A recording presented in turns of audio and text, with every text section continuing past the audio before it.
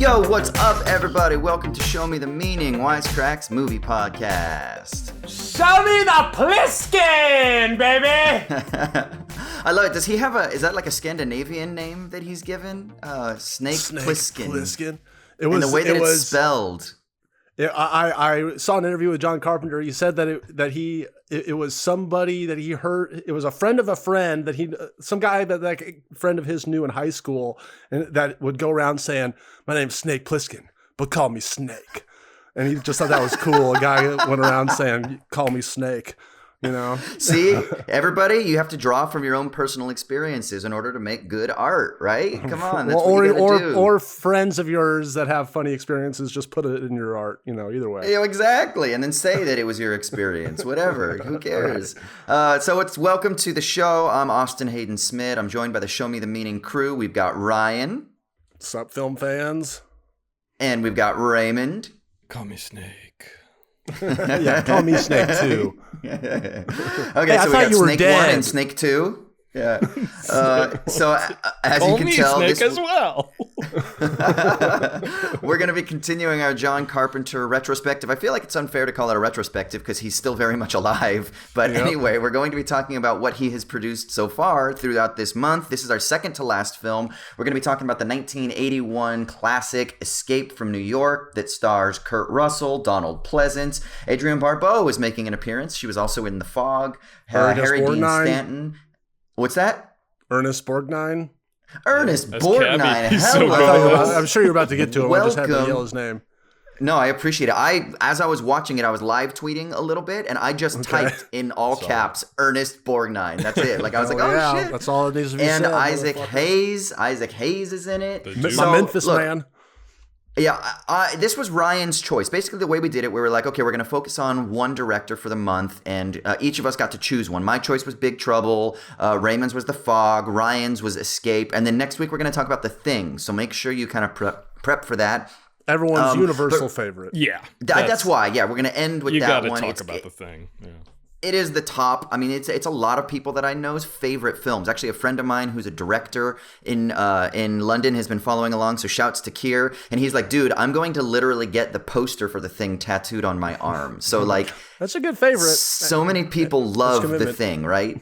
Right. So anyway, this was Ryan's choice. So let's do first impressions. Let's start with Ryan. Ryan, why did you choose this film? What was it like the first time you watched it? What's it like on repeat viewings? Go ahead.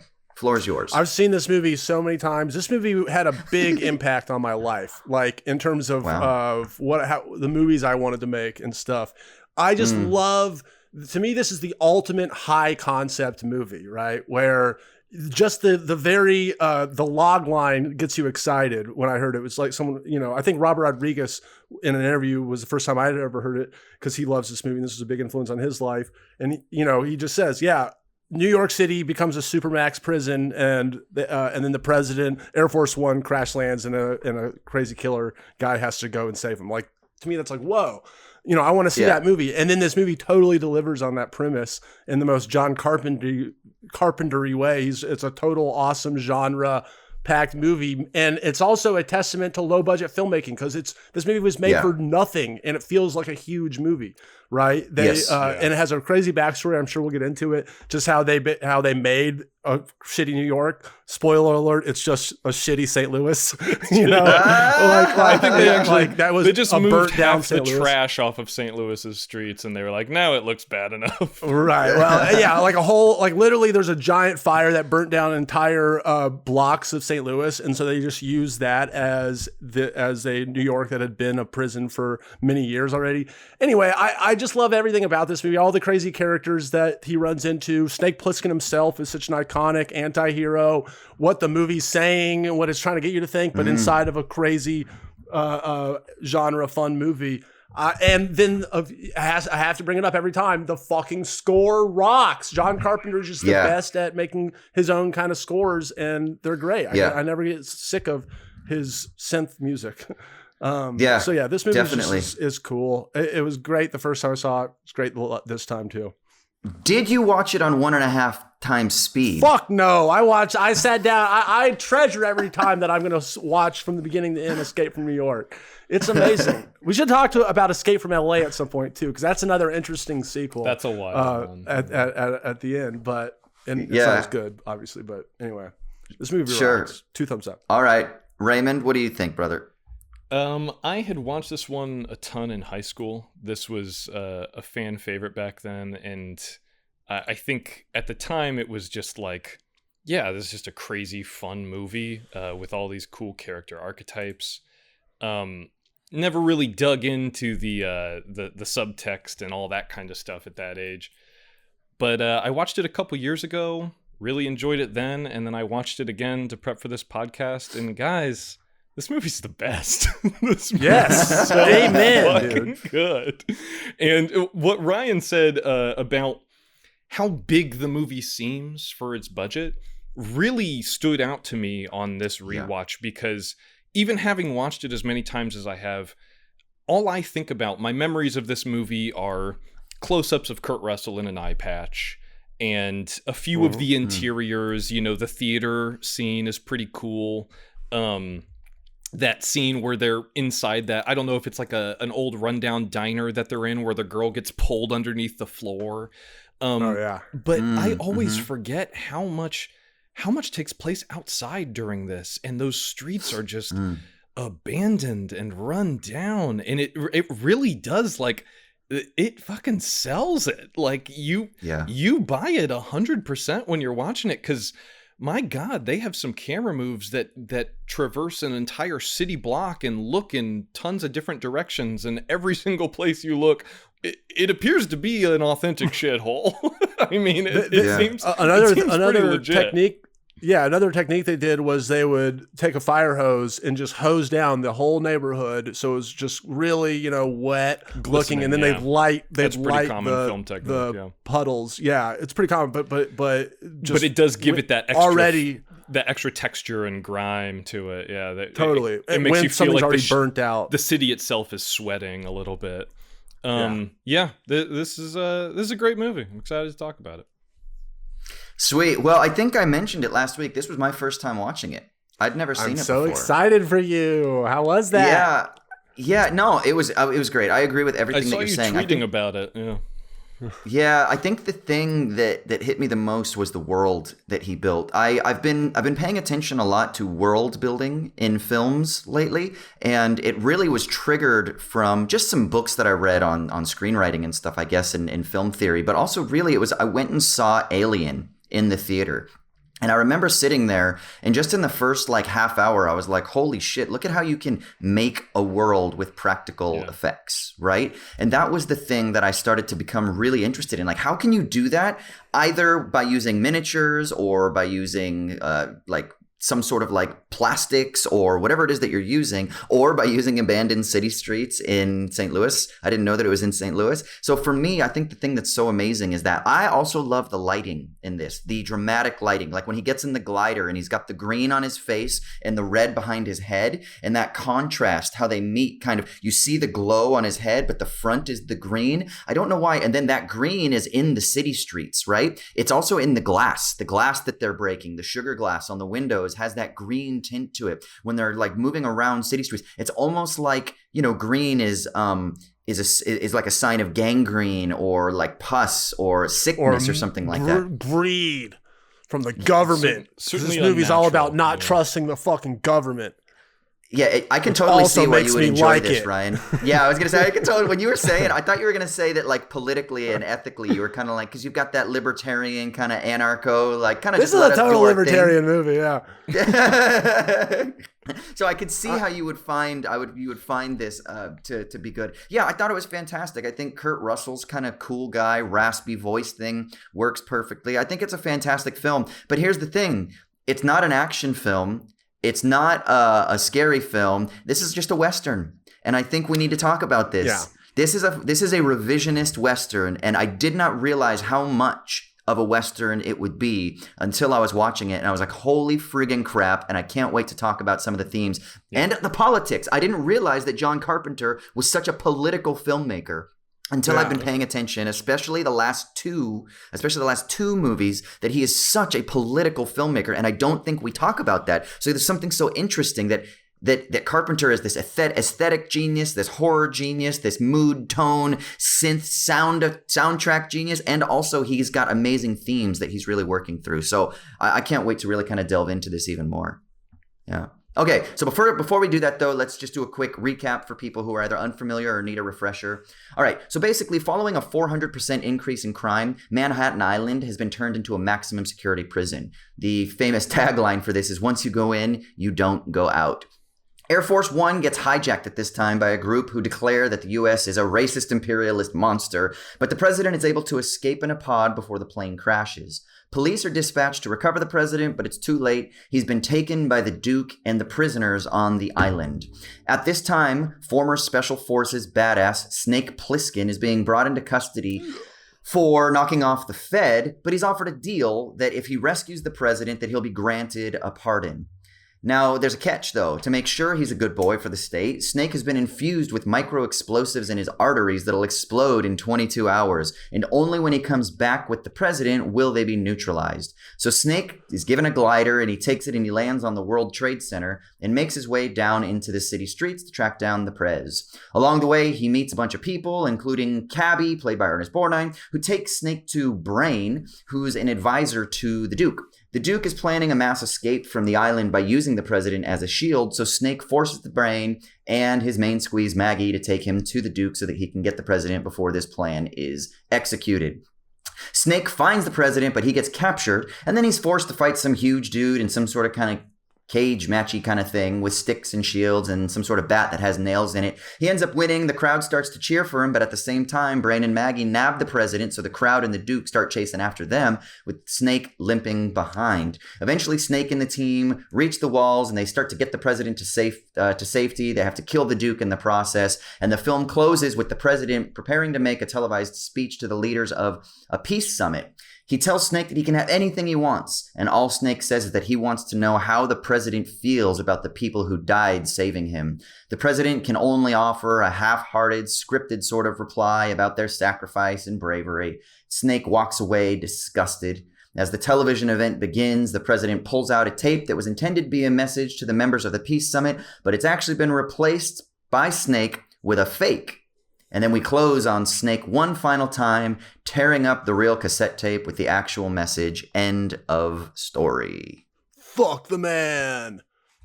Before we continue, I want to give a shout out to Storyblocks. Storyblocks is the complete stock solution to providing an unlimited library of over 1 million plus royalty-free high-quality video, audio, and images.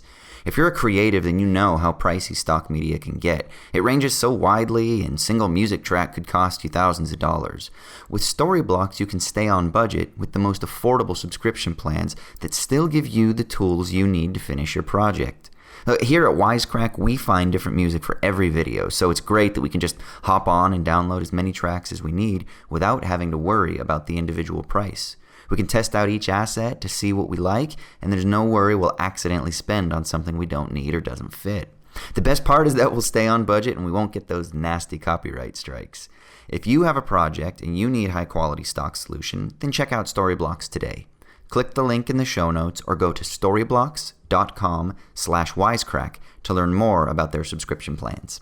Now back to the show.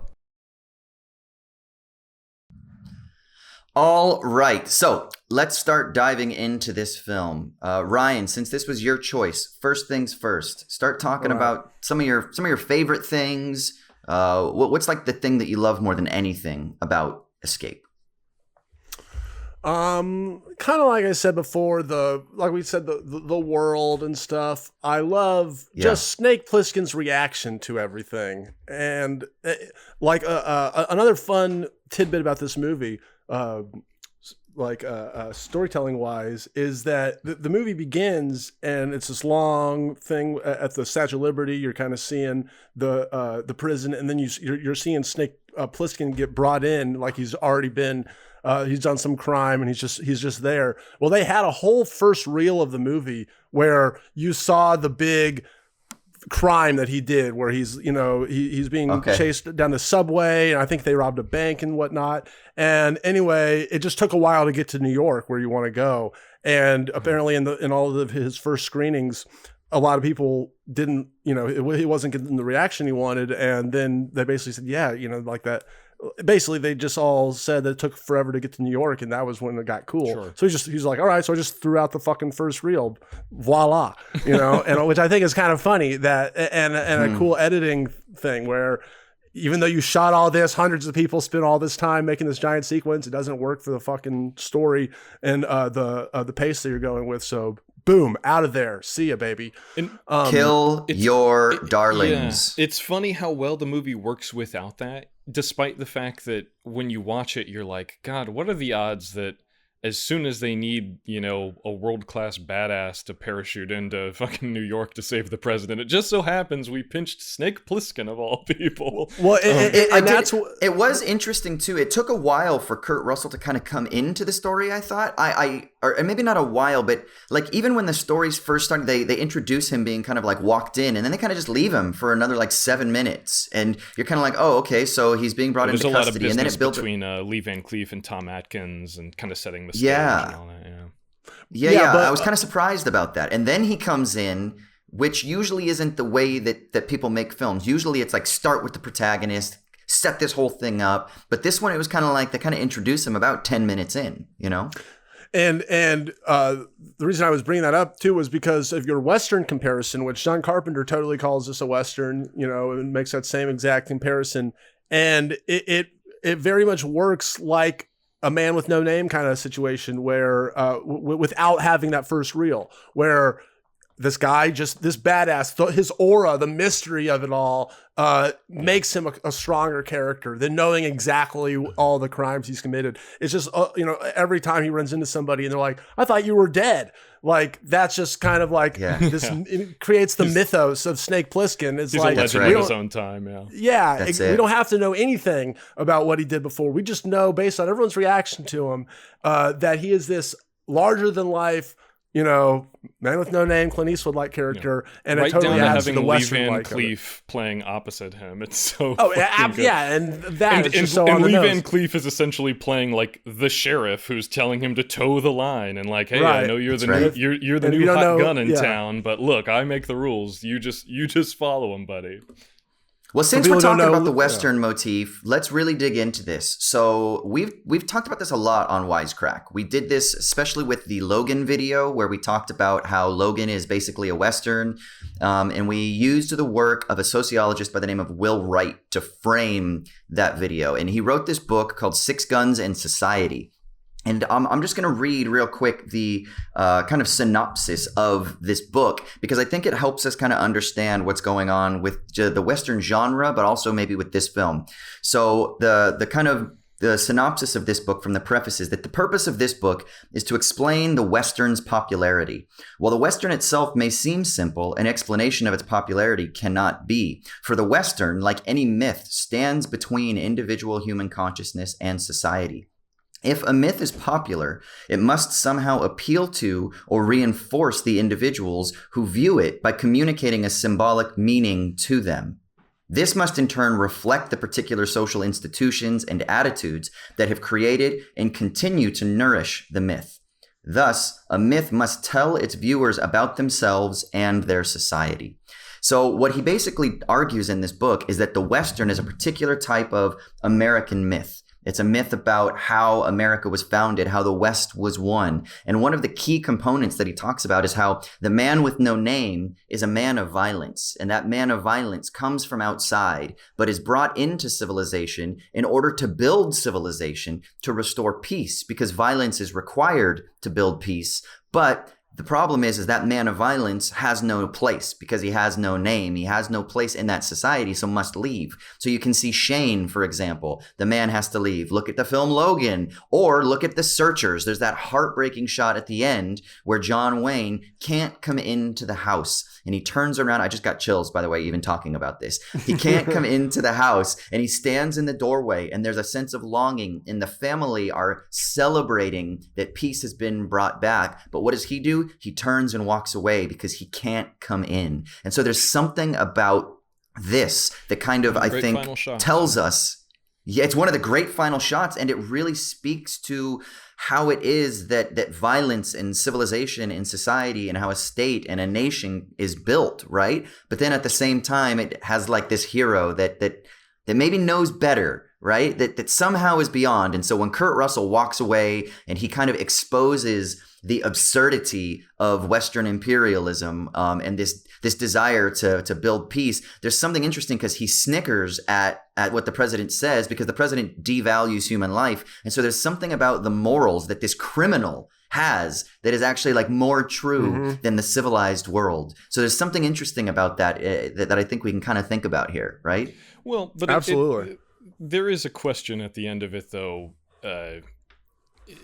Does Kurt Russell's desire to, give the finger to the man kind of clash with what is ultimately better for society, which is that he's tearing up a tape that ostensibly has the secrets for nuclear fusion on it that would, propel human society in a much, presumably a better direction. I mean, that's at least the advantages that we talk about with the promise of nuclear fusion to this day, that it would help us transition away from fossil fuels, which means you wouldn't have to exploit the global south. And there's all kinds of things that are tied up in that act at the end of it, that it's like, is this him doing the right thing? Does he care? I think every single person in this movie is like a deeply cynical person.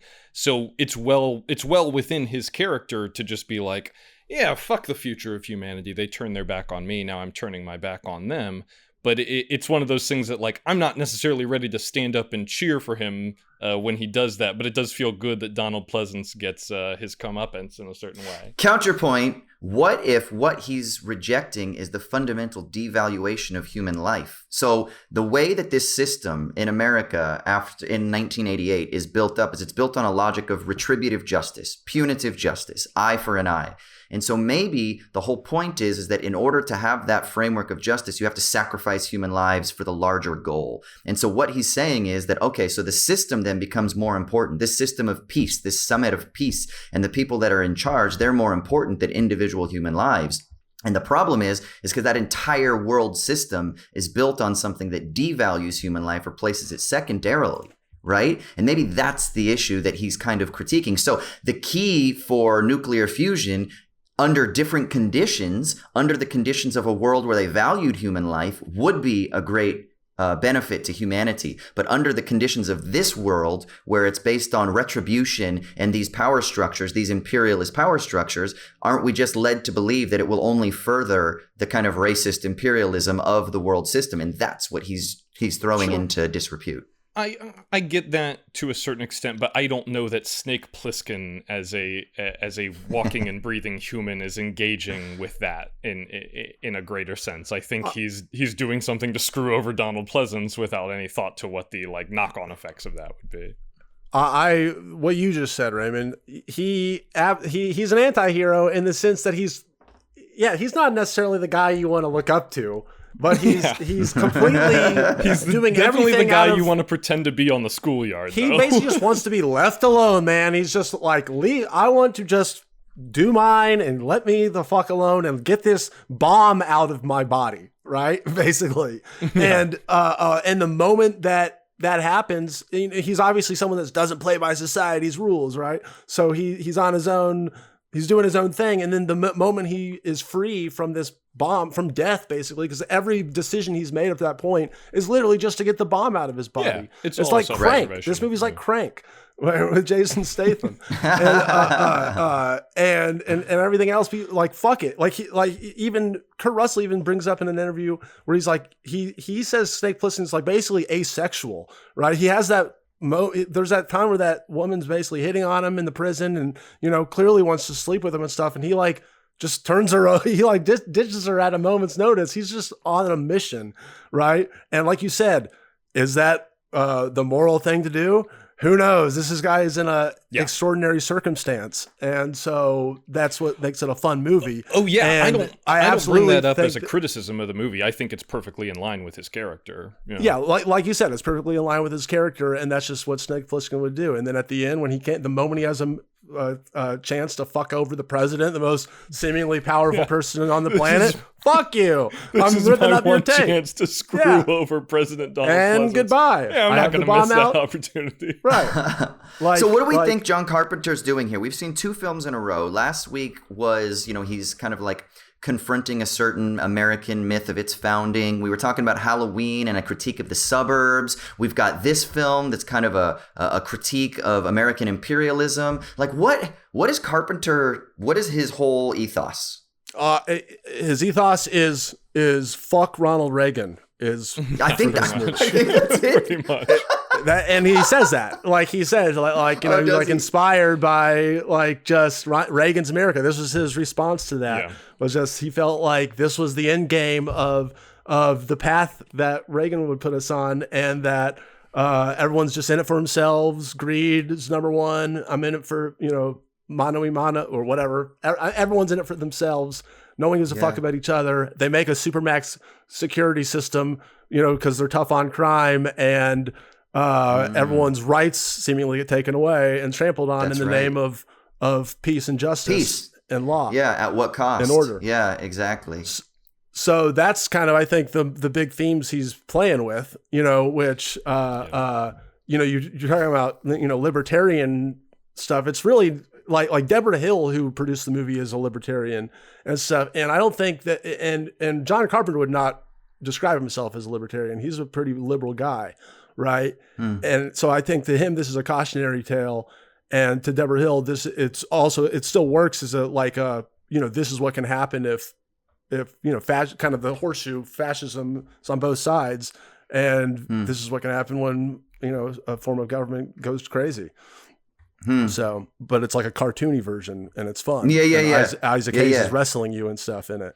Okay, so I was tweeting about how I think this is a revisionist Western, and this is one of the other things that Will Wright talks about. So you have a classic Western, and the classic Western is the framework that I talked about before. Basically what you have is something like in Shane, where you have the commons, where you have the prairies that are open, and people can use it, and people don't own the land, right? And then what happens? These freaking cattle barons come in, and they start putting up fences, and they start saying, no, this is my land, and they start privatizing, and this traces back to the Enclosure Acts from like the 16th century in England and things like that, right? So there's this long history that defines the transition into capitalism by this logic of privatizing the commons, right? So the classic Western frame oftentimes explores that. In Logan, what you get is that they're enclosing DNA, right? That's what the new kind of resource is. The common resource of humanity is DNA and genetic code and things like that, right? Now, the revisionist Western doesn't necessarily eschew those beats. It can use those beats, but it speaks about them in a different way. So my question is this a revisionist Western, like something like Unforgiven, for example, or something like Dances with Wolves, or Little Bighorn, or something like that? Is this a revisionist Western? Does it confound those themes, or is it actually just a friggin' classic Western, but just told in the urban environment? What I would say, like, anytime that phrase gets tossed around, like, it's like a Western, a lot. I feel like with lots of different kind of genres, and to me, I think it's just a semantic thing. But to me, it's just like an everyday filmgoer person. Like when someone tells me like Star Wars is just a Western in space, I am like, okay. It's like basically that just to me means, okay, so basically any movie where it's boiled down, the essence of good and evil is at play, the black hats and the white hats. Like you're basically calling that, and with these grand myths and the frontier, I guess, of space and the West, I guess that is the one-to-one. But I also kind of am like, that's also kind of a stretch. So I guess to me, if you're going to call it's a semantic thing, but if you're going to put it on a genre shelf, a blockbuster, I would have to, I would call it a revisionist Western. Yeah. Cause it's like taking the Western elements and stuff, but putting them in a totally different place and time that has nothing to do with America. Like Star Wars would be an example of that. Right. And Escape from New York, I think it's similar, where it's you're taking all the things you just said, the elements, but then putting it in this other fantastical situation. But then you can kind of put a one-to-one beat on a normal Western too. I would agree entirely. I think that this is him sort of doing his take on the Sergio Leone Western in the same way that Assault on Precinct 13, he said, is essentially straight up just a remake of Rio Bravo, which is much more like a classical Western film, all the Howard Hawks stuff. And we talked a little bit about the Howard Hawks. And Rio Bravo is John Carpenter's favorite Western film. No, not just his favorite film. It's like his favorite movie. The point where, like, I think I read at one point that the script that eventually turned into Assault on Precinct 13 was originally titled The Anderson Alamo. Like, it was all out there when he did that one. Like, he got into filmmaking because he wanted to make Westerns, and then he just kind of fell into genre because those were the movies that were getting made. But if you took Escape from New York, recast Donald Pleasance with a bag full of money, and then dropped him out in the desert instead of in New York, you'd be like, yeah, that's fucking Western. And he'd ride in on a horse instead of a weird little glider. Yeah, exactly. Okay, so let's talk about the world building here and kind of the a special kind of feat of low budget world building. That's something that Ryan talked about. I was looking at that too. Can I say something real quick about the world building? You bring that up. Yes, go ahead. We've all sort of mentioned that, and just I know you probably have a big idea about this, but I just want to say there were two incredible lines from Season Hubley when they're in that little side restaurant there before they start breaking through the floor that do so much for world building, and it doesn't cost a penny. He hands her a cigarette and she goes, "Wow, real cigarettes? You must have just got in." And they don't stop the movie and go, "Well, let me explain to you how commerce works in here," and we roll fake cigarettes. Right. They don't show people doing that. They don't show the weird economy that's taking place. Like, it's just one line and it says so much about the world. And then in that same conversation, when everyone's running around outside, she says, she says something like, "It's the end of the month. They must be getting hungry right now." And immediately you're just like, they show the airdrop place for where the food gets dropped off to the prisoners later on in the movie, but you know that place exists just from that one line, and that could have been sufficient if you never saw that helicopter come in later.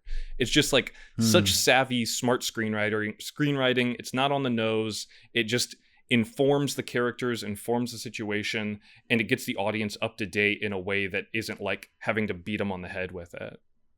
But sorry, go ahead. What your point was going to be? No, that's great. I mean, I think my thing is what makes successful world building is when the world becomes a character in its own right, when it becomes like a living, breathing, moving part of the story, right? And so for me, I think that's what's so interesting. And like you were talking earlier about how like the water on the streets is almost like, kind of like it's secreting, the city is secreting, like the city's in pain, right? It's this like wet, dark, and I think there's something so amazing about that you can learn. Like, could you imagine if this were filmed in like broad daylight and it didn't have, the weird like greens and things like that? It just wouldn't give the same vibe and the same tone. And I know people use these words like tone and vibe and mood. Like, what does that mean, right? Like, what does it mean? And in some ways it's almost beyond semantic meaning. It's like just a feeling. It's like it just holds you. It pulls you in. And in philosophical terms, you could call this like the sublime, or you could talk about this as being like immanence or something, but it's like pulling you in. And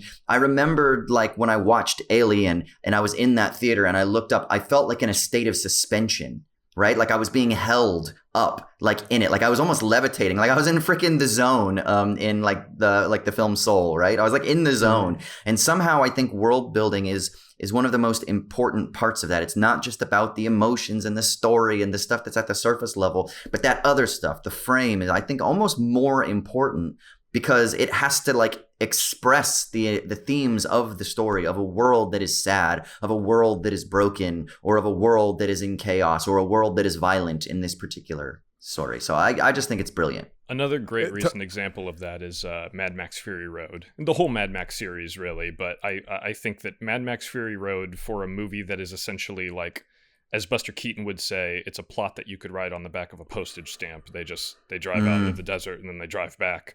But that entire universe, the characters, the way that they interact with each other and the world is so informed by their history. And it's just a universe that's so rich with story that you never have to come out and say it. You don't have to make any of it explicit. It's just like, oh yeah, this is this weird little universe where this religion has cropped up around cars, and we know that because we see them worshiping steering wheels. Yeah. It's so brisk, it's so efficient, and I think that's one of the lovely things about this film. It has a very similar approach to its world building. It's almost a cliche for people to be like, and the movie, like New York was like a character in the movie, like, you know, like Woody Allen's movies, like everyone's like, and New York was like the second supporting character. And I love that this movie has that vibe where it's like New York was like a character in the movie itself, and they filmed it in St. Louis. You know, it's like, and it's just a burnt down St. Louis. I would say that New York isn't a supporting character. I would say New York is like the main character almost, you know? Oh, totally. It's Escape from New York, baby. Well, that's right. Speaking of New York being the main character, or one of the main characters in this at least, Dude Abides 1985 just chipped in a little bit to the chat here. He said, where would you place the next Escape From movie? They've done New York and LA. Austin, would you go all the way back to Australia, make a period piece, and just use actual history?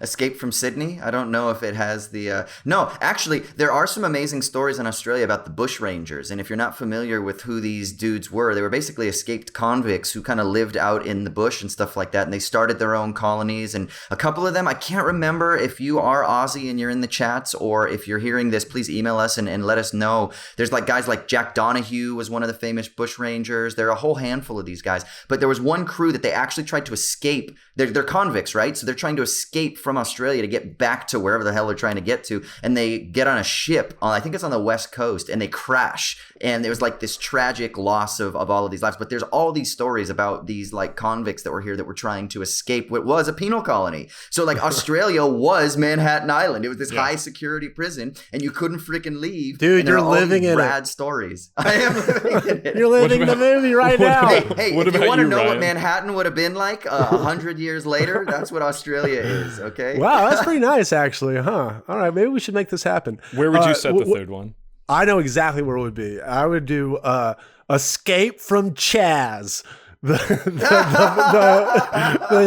autonomous zone in Seattle. Oh my God. It would just be like something goes wrong and you got to send Snake Plissken back in there, you know, to get Kamala Harris or whoever is crash landed. That's right. Yeah. Oh my God. It sounds like it would be directed by someone that did like The Purge. I can totally see it. That same aesthetic, because I think The Purge, at least the first one, I don't know about the second. I mean, the second one is more on the John streets, Carpenter right? would fucking direct it. Yeah, well, that's there. Well, yeah. I guess that's true. Because he's not dead. I keep forgetting. Yeah. On the topic of sorry, I didn't mean to cut you off. On the topic of current events with regards to the pandemic, I would settle for Escape from My Apartment. All right. Jesus. Yeah. What would happen? Yeah. I dig it. Well, okay, so since we're talking about different escapes, we just briefly, I mean, a lot of people in the chat, a lot of people on Twitter hit me up, and they were talking about Escape from LA, and a handful of people were like, they think Escape from LA is better. So let's just take a minute. Those people are lying to themselves, and they know it. They know they're being provocateurs. There's no sane universe where Escape from LA is better than Escape from New York. Okay, right. Describe Escape from LA a little bit. What's going on? Unfortunately, it's not a good movie, and Russell just plays sports for most of it, really. I heard there's like a 5-minute scene where he plays basketball. Yeah, there's the surfing scene is pretty rad, I have to say. I think that he had good intentions. You know, he once again was trying to make a bazillion-dollar sequence on no money, and it looks it because it looks like shit by today's standards. But what that movie suffers from that happens every once in a while is the sequel is a total rehash, like literally, like beat for beat, almost scene for scene. It's Escape from New York, except like literally they just replace, oh, I thought you were dead with I thought you were taller. I'm pretty sure is how it goes. Like everyone is like, I thought you were taller. That's not even that funny. You know. I remember. So and Steve Buscemi is in it, and he's a wacky character, I think. Anyway, it's just they try to make lightning strike twice, and it does. It's a pretty big failure, I think. It's fun. It's campy. It's totally worth watching. It's not it's not a total failure. I shouldn't use the word failure to like sling it around. It just doesn't. It's not as a classic movie like Escape from New York. And is it like it's a good bad movie? It's one of those. I would say I'm not really into the good bad watches, but it's like, yes, I would say that people who are into that would eat this movie up. Escape from LA. You know. Yeah. What do you think, Raymond? I chimed in about as much. I've only seen Escape from LA once, and it was back in high school, just because my friends and I were all obsessed with this series. It's nice to see Pam Grier's in it. It's always nice to see her on screen. Someone in the chat just mentioned there's a Bruce Campbell cameo in it that I had forgotten about. Oh, right. But yeah, it's fun. It's just not in the same league as Escape from New York. But it's always nice to see Snake Plissken on screen. Hey, man. Okay, so Raymond, what other thoughts were you saying? When I tweeted that I was going to talk about it being a revisionist Western, you said that was going to be my lead-in. So what did you come with any? Did you come with any charged ideas that you wanted to get at? Anything about the practical effects or the direction, the history? Is there anything in the background that we can talk about? I mean, we definitely covered most of the Western stuff. I mean, that's just John Carpenter's skis. Like he's been trying to make these like sort of covert westerns his entire career. He did it with this Assault on Precinct 13. There's a little touch of that in The Thing, although that might be sort of applied retroactively because it was such an influence on The Hateful Eight. But when he made Vampires is essentially like kind of the western that he maybe wanted to make with Big Trouble in Little China in a weird way. Like I imagine that the Western version of Big Trouble in Little China is similar to what Vampires is. And I'm not a huge fan of Vampires. I don't think it has a whole lot of fans, but it has the Western influence in the same way. It kind of reminds me of Near Dark, the Catherine Bigelow movie, really great movie. I've never been crazy about Vampires, but I've also only seen that once. Maybe I would appreciate it more on a rewatch.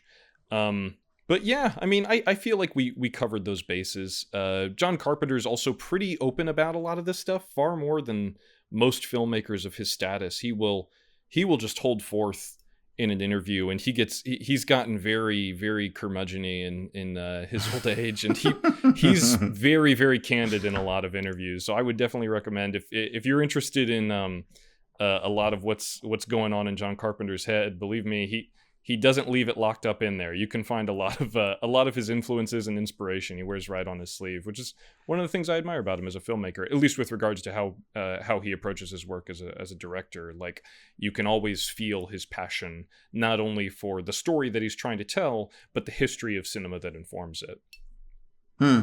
Okay, so I guess what we'll do is we'll start talking about what is our the last thing we'll do, and then we'll jump into the mailbag here. What are your sort of favorite sequences from this film? Is there a favorite moment? Is there a favorite set piece? Is there a favorite character? Is there a favorite scene? Whatever. What do you think? What is your favorite moment? I've got a quick from one. Escape from New York? Yeah. When Ernest Borgnine pulls up and he jumps into the cab with him, and he's escaping the horde that's chasing him out of the theater. And then Ernest Borgnine is just jabbering away like, hey, yeah, how's it going? All right, well, that was a pretty close call, huh? And as he's talking, he's lighting a Molotov cocktail. And then he just kind of shucks it out of the sunroof and drives off. Yeah. It's just one of those great moments that is like, we talked a little bit last week about, Ryan, you said The Fog doesn't have the same sense of humor that a lot of John Carpenter stuff does. And I definitely agree with you to a certain extent. I think there's some humorous stuff in The Fog, but for the most part, they're playing it pretty straight. And in this one, it's like, this is such a crazy world and such crazy and unique and colorful characters that are lighting up the screen. You kind of have to lean into that stuff. And there are some great moments as a result of that. Ryan, what about you, brother? I was trying to look up the character, Frank Doubleday, who plays Romero. Oh, that spiky hair dude. The spiky hair dude is just one of those great. He's really characters. going for it in this one. he's really going for it. And apparently, I saw in an interview, John Carpenter was like, yeah, that guy just came with that complete characterization. I didn't come up with that. That character is that guy. So props to him. And dude, it works. Like that's a good director, is knowing when somebody comes to you with something insane like that. Like that's an insane choice, right? For a character.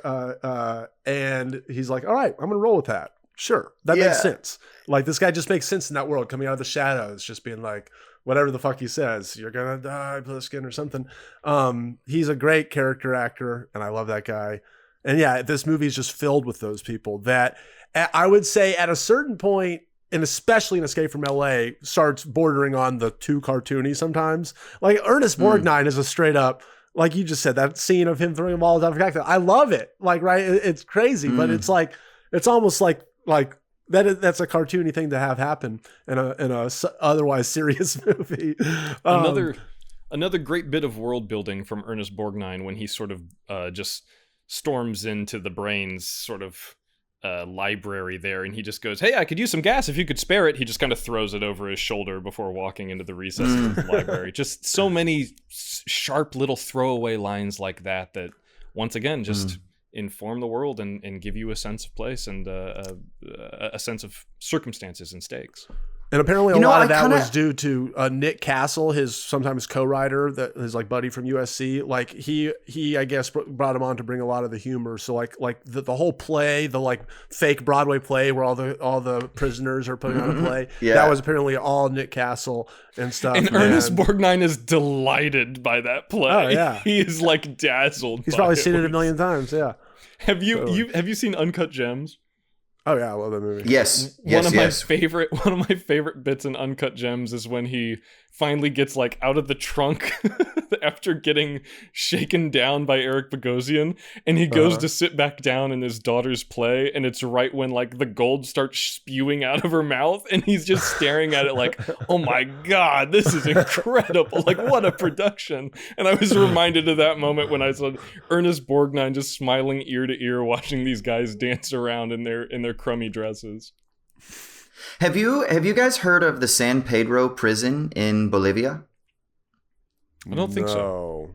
So for people listening and for the two of y'all, I would give this a Google. There's some documentaries on this. There's some books on this. It's the largest prison in Bolivia, and it is famous for being a society unto itself. There's really no rules inside. And so what you have is like these like drug kingpins and a lot of these powerful people that establish hierarchies, and they've actually built up like an internal economy with their own currency, and like their wives and their kids are allowed to come into the prison and kind of live with them even. And if you're one of the people that has like a little bit of resources and money, you actually have like hot tubs in your room. That's and wild. Shit like that. Yeah. So it's really friggin' wild. And then of course there's like extreme poverty, and they have like rules in the sense that like if people are fighting and like a child comes, they like stop to protect the child, and they don't want the child to see the violence. So there's like their own rules and justice. And as I was watching this film, I was thinking a lot about this prison, and it's just something for people to kind of check out because it's super, super interesting. A society within itself that has its own rules, that has its own world, right? And there's something about humanity that like is going to build up a sense of order in whatever situation it finds itself in order to survive, or in order to gain power, or in order to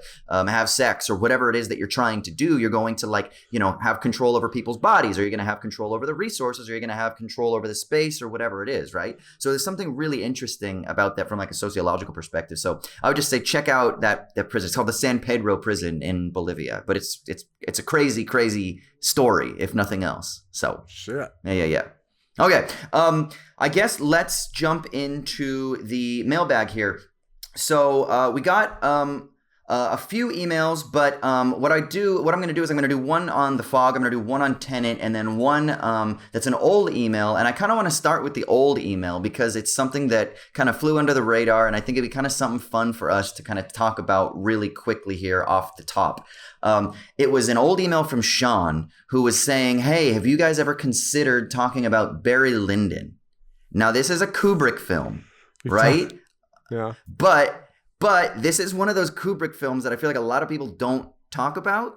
And I almost wonder, like, what the hell would you even say about Barry Lyndon, except for that, like what? It's like paintings that come to life or something like Dude, that. Like Jared's probably rolling over. His ears are glowing right now because that's like his favorite movie of all time. He like gets off on Barry Lyndon. Yeah, I'm sure, and we've definitely talked about it in some form or fashion, like during a Kubrick podcast. I can't believe we haven't actually done the whole podcast yet, because that's like his all-time favorite, and I always give him shit for it, because to me, I mean, yeah, it's beautiful, whatever, but fuck Barry Lyndon, like it's so long. Like, no, I think, and that's the thing. I think a lot of people think of that movie as like, oh, it's the boring, long Kubrick film. Yes, it is. That is what it is. Lit by candles. I disagree entirely. I think you're one of those, huh? You're a Jared.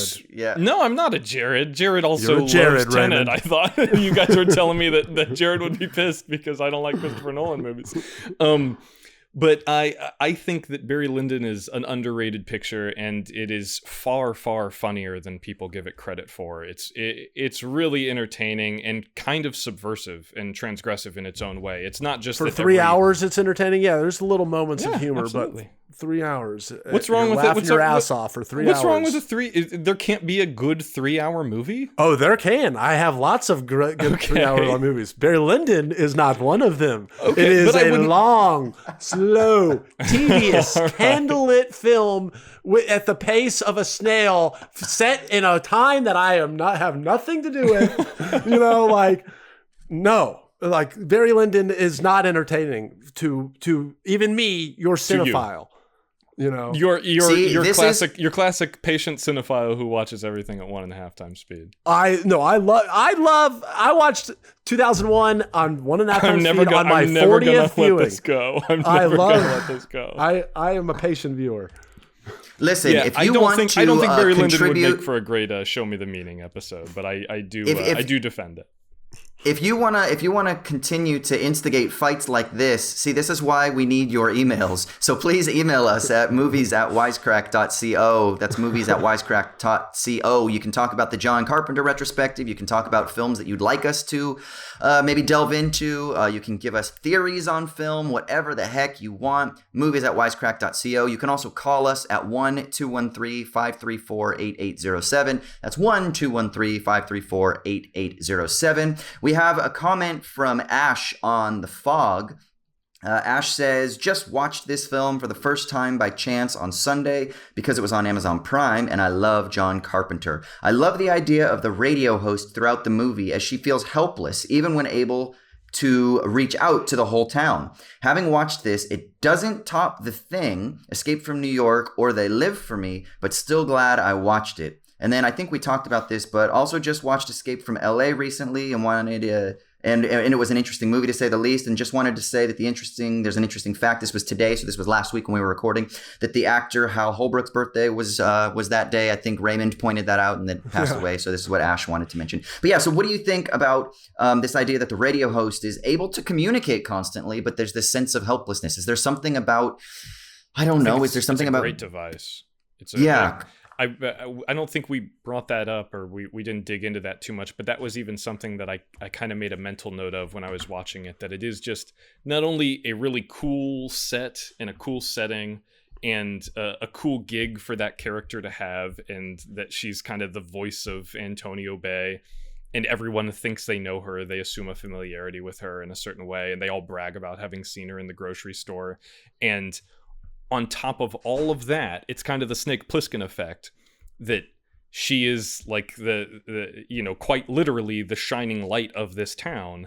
And when push comes to shove, she's just a helpless person on the other end of the radio. And it's just that scene where she's screaming to whoever's listening, please go help my son, is just like such a perfectly designed movie moment. And I think it's a really well-constructed film. Obviously, I'm the resident defender of The Fog, but I think that is one of the aspects that really brings that character to life. That she's someone who's James Dean cool when she's on the radio waves, and seeing that deteriorate over the course of the movie as she not only takes it upon herself to warn others of the fog, but then realize that she can, like, in a moment of selfishness and urgency, just blare out this thing to whoever's got the radio turned to her, is just like, go, someone please help my son, someone please. And the fact that she will never know if anyone heard that and acted on it is so heartbreaking. It's just such a great moment. I love that moment in the film. Yeah. Rye, any thoughts on this?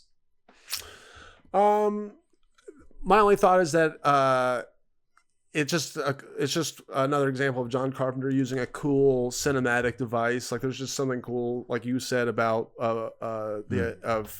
he's using, it's a job that she has that also uses audio visual stuff well for a film, and especially with the fog creeping in, you got airwaves and fog, and it's just kind of an aura, and there's the whole boats using using the radio and stuff like that. Yeah.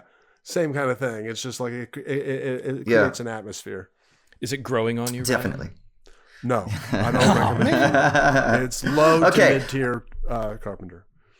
Last email. It's kind of a long one. I'm going to read the whole thing, though, and partly this is to maybe annoy Raymond because it's about Tenet. So here we go. Someone calling for blood. Great. So this is from Declan. The title of the email was Tenet, Fatalism, Faith, and the Joys of Its Batshit Crazy Plot. Hi, Wisecrack. After listening to your episode on Tenet, I have a thought I thought that I should write in and give my spin on its themes. It took me 3 viewings to get there, but it was on my most recent viewing that got me off the fence and willing to call Tenet a great movie. The themes of fatalism and faith seem obscured by a ton of plot, but the true unacknowledged or unknowability of either of these lands us in the same position as the characters by nature of their metaphysical properties. As a physicist, Neil, which is Robert Pattinson's character, seems to be the most familiar with the laws of the universe out of anyone, yet even he confesses he doesn't fully understand it all. Still, he proclaims a belief that when everything is said and done, it will all make sense. And indeed, one could try to tear the film apart only to arrive at the conclusion we have been told from the start, which is that every loose end will ultimately eventually tie itself up, and that it is simply easier to let the story run its course rather than fighting it.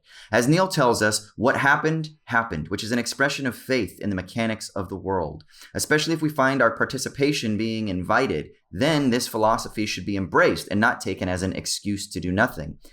And then he continues to go on and says that Tenet is far from perfect because this may be Nolan's most exposition-heavy film, but it is not his worst. His skills as a director simply outweigh his flaws as a screenwriter. Tenet is a winding labyrinth that one can easily lose themselves in, but much like the laws of science, there's a comfortable ease in letting go and watching it tick along at its own pace. Take care, Declan. Couldn't read the whole email. It was a nice long email, but wanted to at least mention that one since it was a very thoughtful response. So what do you think? Is there any way? Yeah, go ahead. What do we think? Any responses to Declan's email or to those ideas about fatalism and trusting the laws of the universe and just letting go and letting it wash over you? My response to that is everything you need to know about that email was in the first opening line where he says, "It took me 3 times to watch this movie, but I finally, after doing a dissertation on it, decided, yes, it is actually good." No, it shouldn't take that. That movie, if you have to think that hard on it, man, that movie really blew, I thought. It was a big missed opportunity. Like, there needs to be someone needs to take the whole backwards concept that he made and actually someone needs to remake Tenet in 20 years and make it better. All right, we've talked about Tenet to death. We don't have to keep talking about it. Let's go ahead and get out of here. Thank you so much for writing in, everybody. Remember, you can call us 21213-534-8807. Leave us a voicemail on your thoughts, or you can email us movies@wisecrack.co. Let's get out of here. Raymond, where can people find you on the internet? Yeah, you can find me on Twitter and Letterboxd. I'm at Crematoria, CREAMATORIA. Feel free to swing by my Letterboxd and watch me go insane this year because I'm currently on pace for like 1,000 movies in 2021. I'm fucking losing my mind. So. All right, Ryan, where can people find you? At Ryan's Game Show on Twitter and Ryan's Shorts. I'm releasing a whole bunch of of comedy shorts there soon. You're gonna very funny so stuff. You don't want to miss them. Oh, thank you, Raymond. I appreciate that. I mean, you do like The Fog, though, so I don't know if. Okay, all right. Just hey, kidding. I know right, funny. I like Barry Lyndon. Yeah, that duel scene is pretty hilarious, actually. It is actually that's a really fucking funny That's scene. a good scene. There's good shit in there, but Jesus, you have to wade through so much. All right, Austin, what about you? Where can we find you, sir? Hit me up on Twitter, Austin_Hayden, or you can find me on Insta, AUS_HAY.